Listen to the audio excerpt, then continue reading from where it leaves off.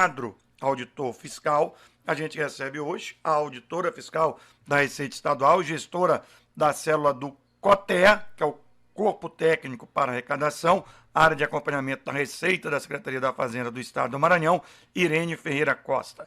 E a gente vai conversar muito aqui sobre o IPVA, que também já está batendo na porta. Sim. Dona Irene, antes de mais nada, bom dia, obrigado pela gentileza de estar aqui conversando com a gente. É um prazer estar aqui, agradecemos o espaço e a oportunidade de poder esclarecer à sociedade e aos contribuintes sobre o IPVA.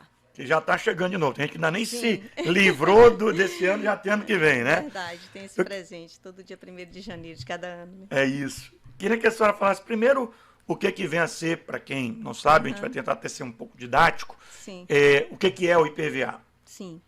O IPVA, ele é um imposto sobre propriedade de veículos automotores, né?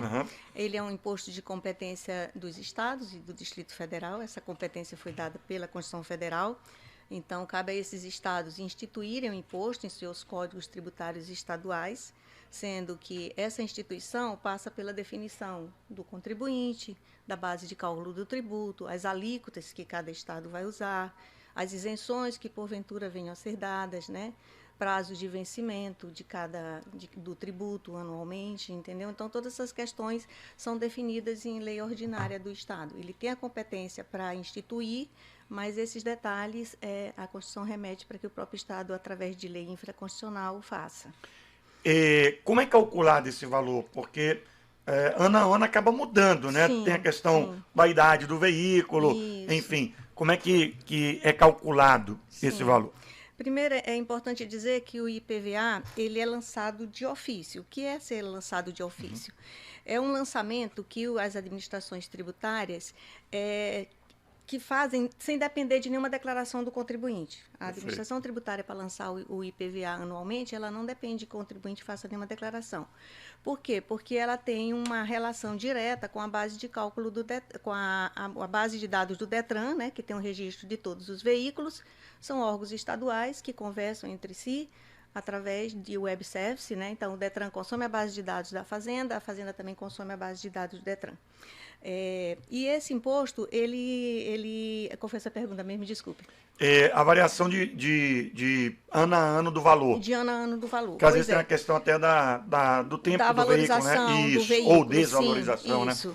Então, ele se dá de duas formas, né? Se for um veículo novo, a base de cálculo dele é o próprio valor de venda do veículo. E esse imposto é lançado no momento da nota fiscal.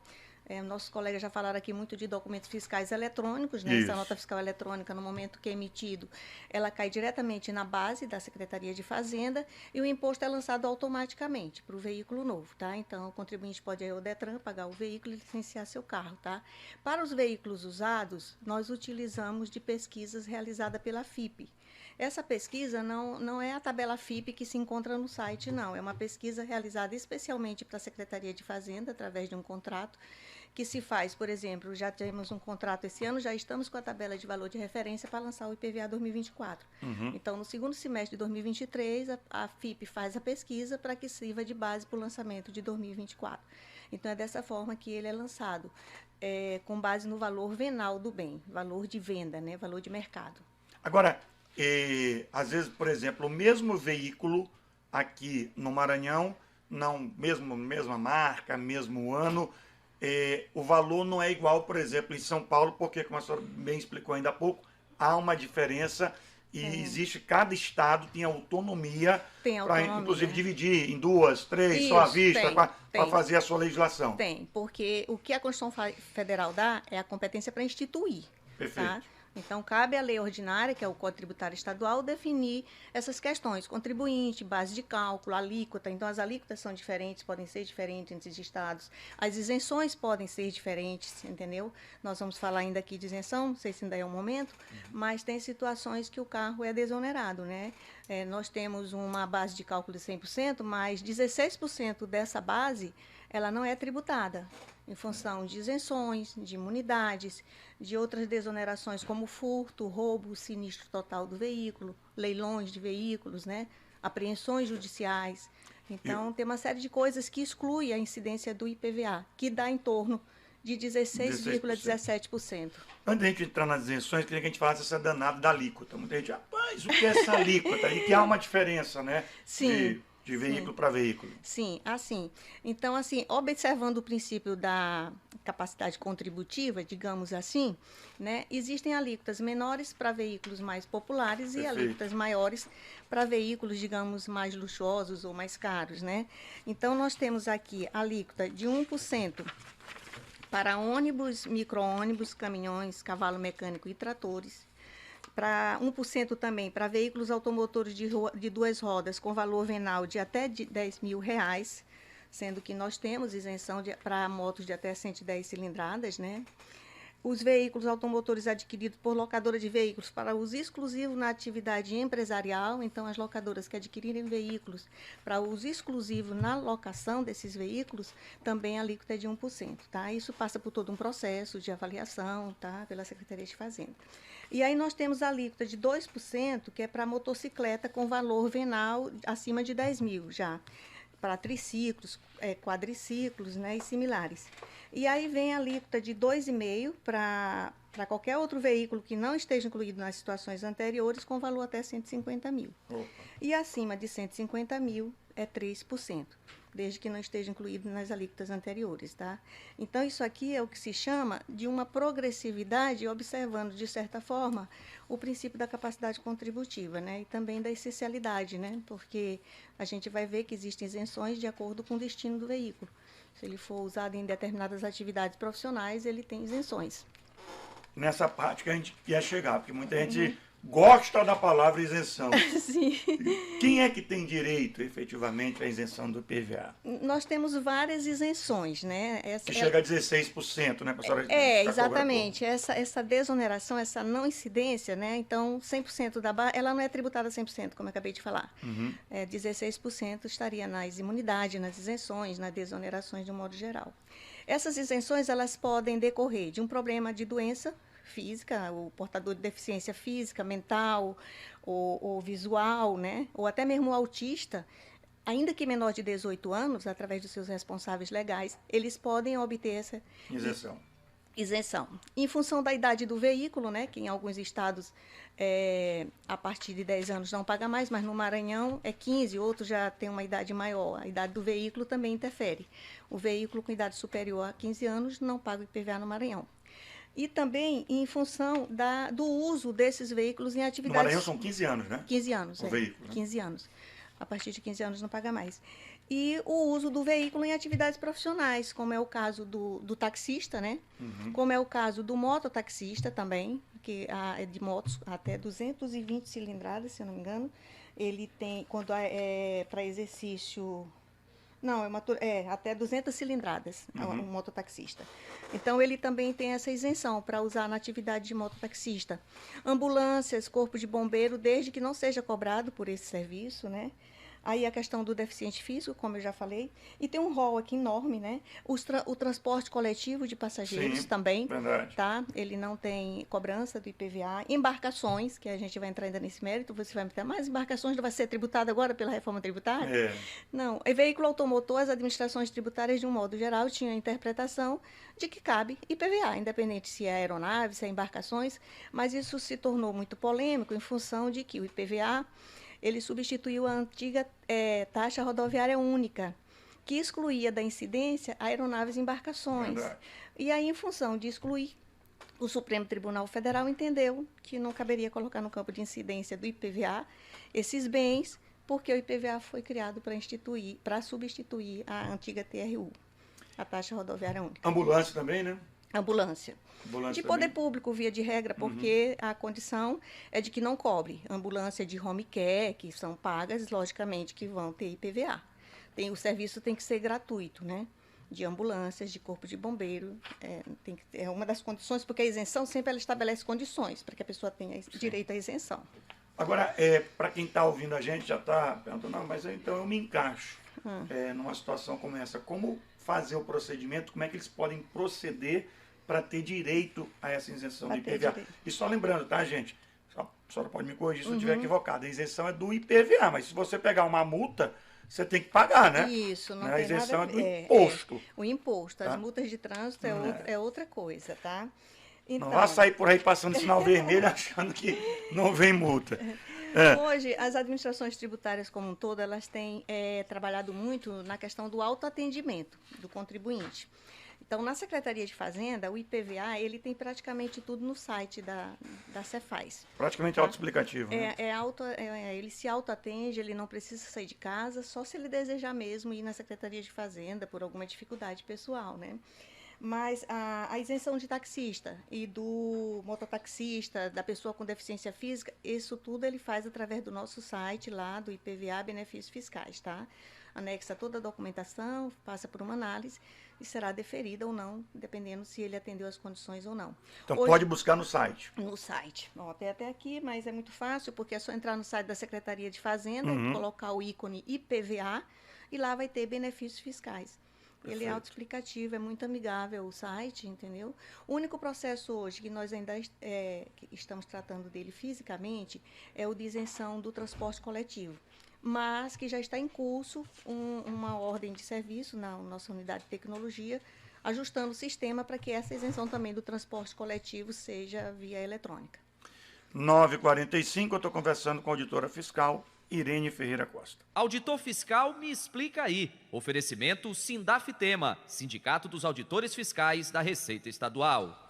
Irene, e com relação a muita gente pergunta, eu acho que talvez, a gente já conversou aqui com vários outros colegas teus sobre a questão do imposto, e que eu acho que é um trabalho legal, que sempre a gente tem que fazer, e acho que aqui a gente está fazendo isso, quando a gente discute isso, o imposto. Porque a gente, poxa, eu pago imposto, mas eu não vejo sendo devolvido.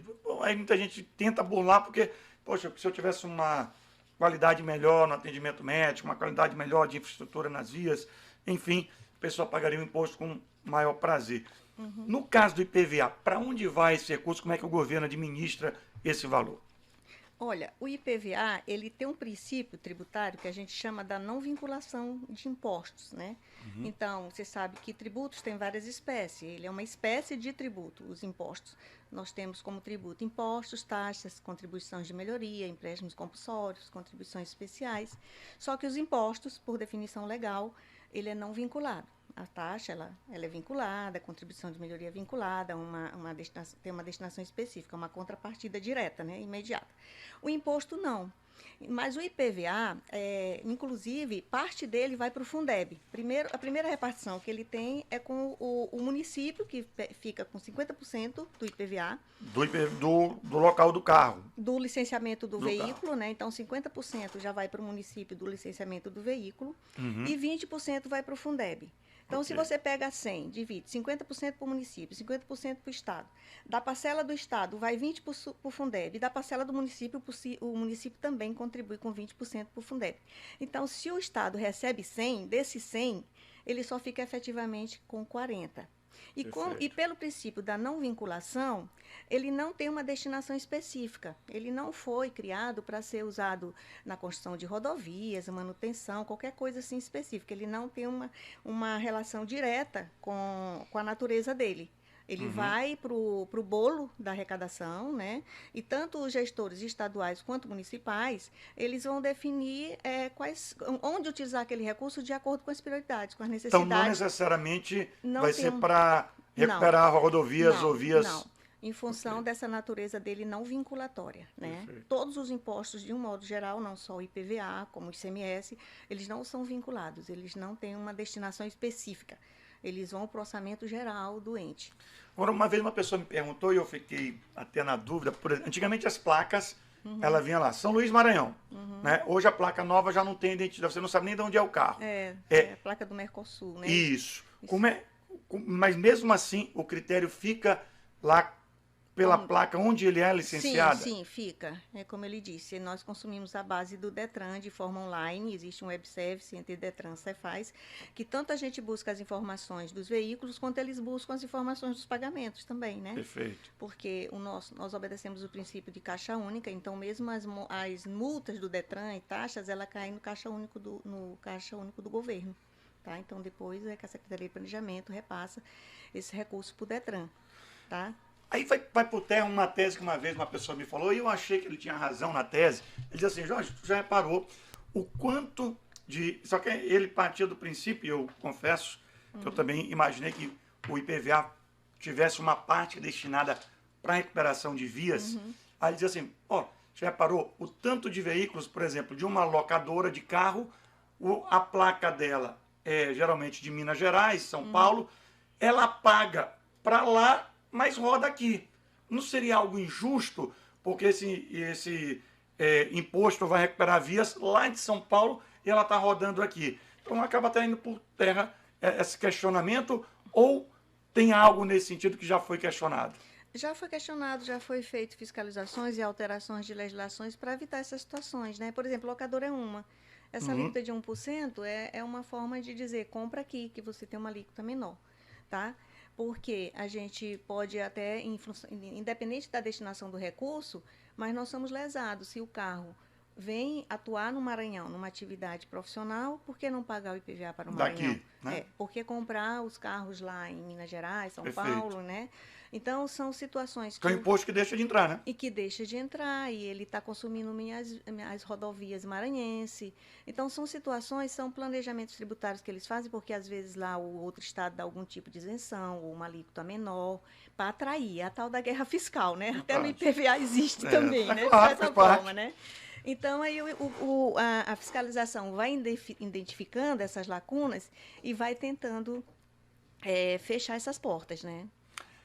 O IPVA, o pagamento, qual o procedimento para realizar e a melhor opção? Geralmente é à vista, é parcelado, como é que...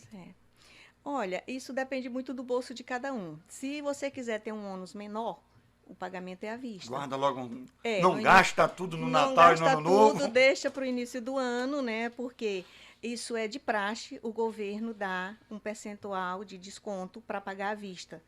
Antes ou vence com a primeira cota, ou então até o final de fevereiro. Esses descontos, eles vinham variando em torno, sempre foram de 10%. Aí veio a pandemia, os veículos subiram muito de preço no mercado, né, em função de que as fábricas fecharam, a oferta de veículos novos foi reduzida e o carro usado ele subiu muito de preço. Então, se nós fôssemos obedecer o percentual de crescimento do carro novo, por exemplo, em 2022, nós teríamos um acréscimo na base de cálculo de mais de 20%. Então, o Estado, sensibilizado com isso, não tributou sobre esse acréscimo do veículo usado e deu este mesmo desconto para pagamento à vista. Inclusive nas cotas. Até nas cotas ele deu, porque onerou muito. O preço do carro novo, do carro usado, subiu muito, né? Então, ele deu, em 2022, abriu uma exceção, que nunca se deu desconto em cota. O governo do Estado deu o desconto tanto para pagamento à vista quanto nas cotas, tá? E esse ano, o desconto foi de 15%. Este ano de 2023. O ano passado foi de 20% e esse ano foi de 15%. Provavelmente agora em 2024 terá novamente o desconto, aí já não vai mais incluir desconto em cotas, né? Somente para pagamento à vista mesmo. Então, por esse ponto de vista, é mais barato pagar à vista, tá? Agora, o que não impede também, dependendo, né, do caixa da pessoa, pagar suas cotas nos vencimentos também, que é de acordo com a terminação das placas. Depende do bolso. Depende do bolso Agora, de cada um. Eu lhe perguntei, já chegou época quando eu estava até mais próximo, cobria mais a Assembleia Legislativa, acho que foi a deputada Graça Paz, ela chegou a propor para ampliar para 6 parcelas, não me lembro quem foi o governador, a governadora à época acabou rejeitando. Já cogitaram em algum momento, porque o que eu ouço é assim, muitos dizem, poxa, já vem logo em março, assim, a gente gastou no carnaval, gastou no ano novo, lá vem escola de menino, lá vem... há um prejuízo muito grande para o governo se levasse o imposto para ser pago em julho. Olha, é fluxo de caixa, né? A arrecadação, você sabe que a arrecadação do semestre deu uma caída aí em função de combustível, energia, comunicação. Se tira agora, você perde lá na frente. Se tira, né? Perde. Então, tudo é questão de caixa. O governo também sai no início do ano e pagou o 13º. Também tem que ter o caixa para todo mundo está chorando. Honrar seus compromissos. Isso não foi ventilado ainda assim internamente, né? Nunca foi ventilado de alterar para 6 parcelas, né? Não há essa cogitação, pelo menos para 2024, não há. Quem não paga o IPVA, cidadão que não paga, o que pode acontecer?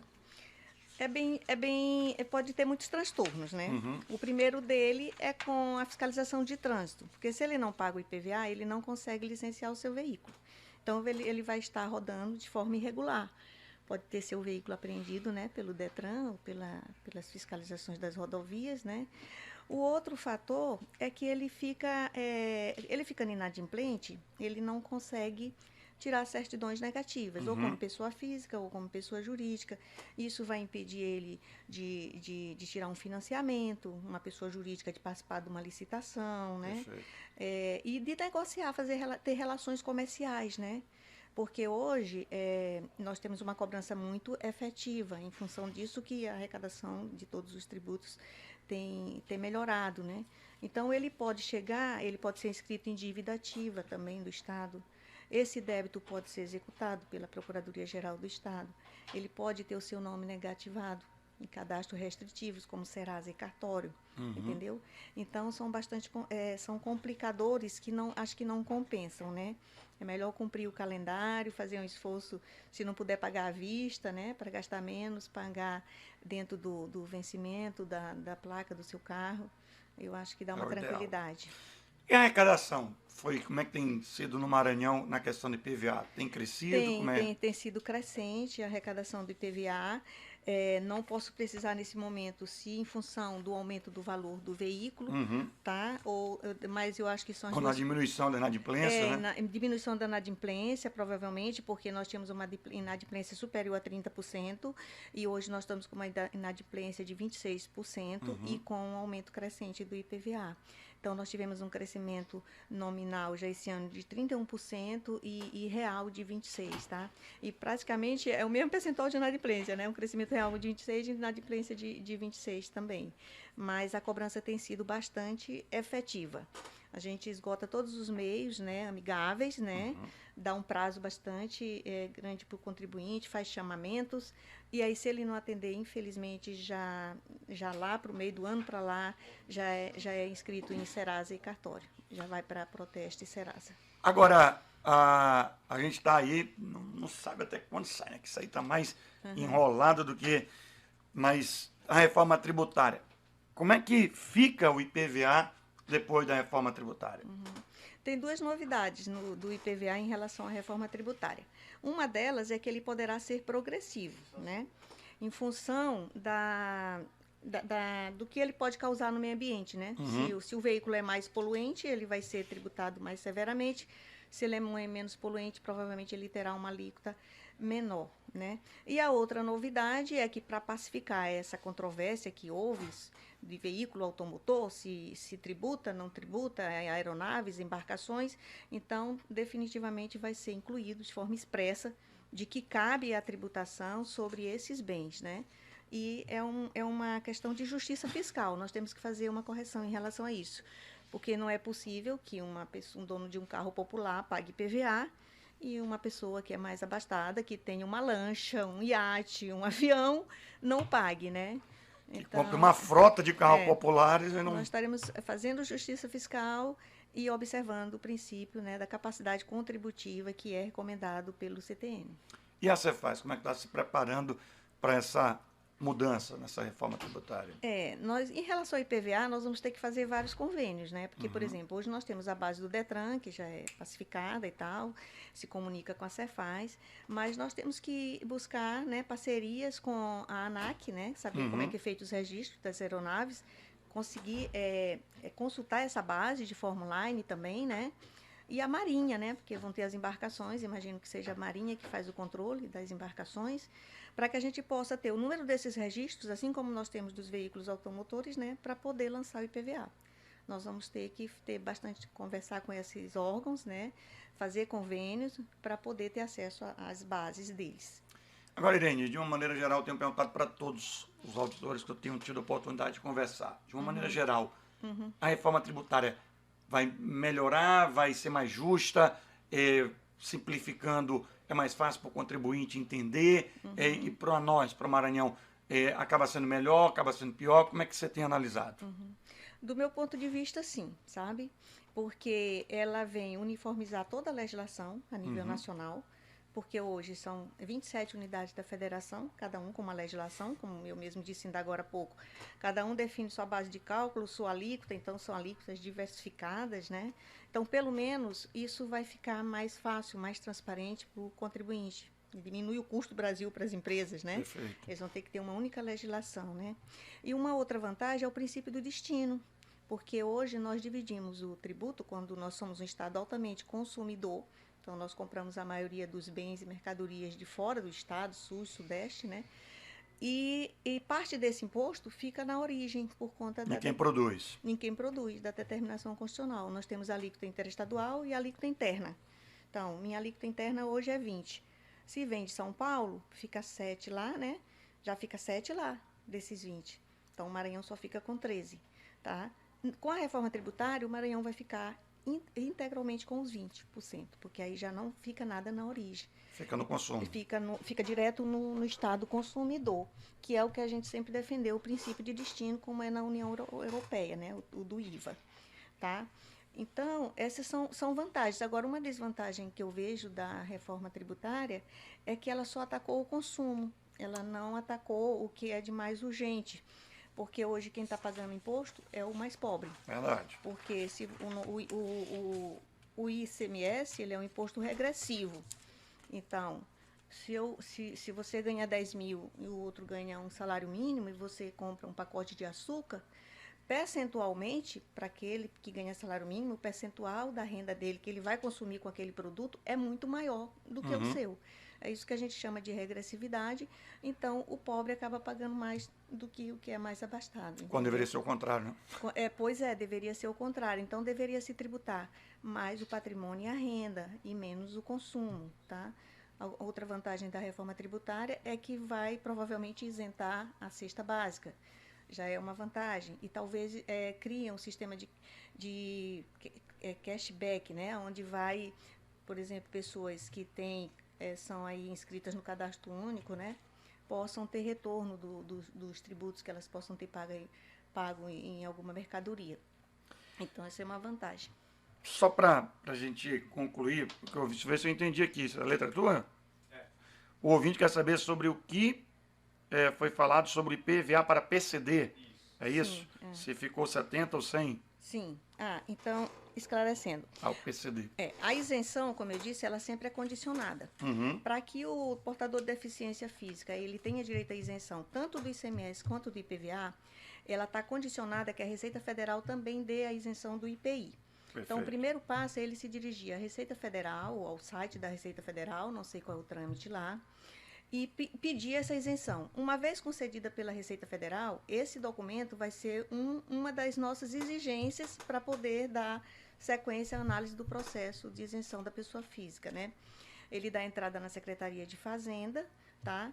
Uma vez isento do ICMS, ele vai ter isenção do IPVA, desde que, para o IPVA, o veículo não pode ser superior a 70 mil. E para o ICMS, o veículo não pode ser a 100 mil. Tá. Então, vamos supor que ele compre um carro de 100 mil. Ele vai ter isenção do ICMS, mas não do IPVA. Não vai ter do IPVA. Para ter dos dois, teria que ter até 70. Até 70 mil. E mesmo que compre o veículo de 100 mil, ele só vai ter isenção do ICMS até os 70 mil. Ele vai pagar o ICMS sobre os 30, Perfeito. sobre a diferença. Agora, no IPVA, se o veículo for superior a 70 mil, ele não tem a isenção. Perfeito. Irene Ferreira Costa, auditora fiscal, queria agradecer ter vindo aqui conversado com a gente durante esses 30 minutos. Muito obrigado pela gentileza. Nós que agradecemos a oportunidade. Estamos sempre à disposição. 10h03, eu cumpro o meu intervalo e já tem mais ponto final na Mirante AM. Vamos lá?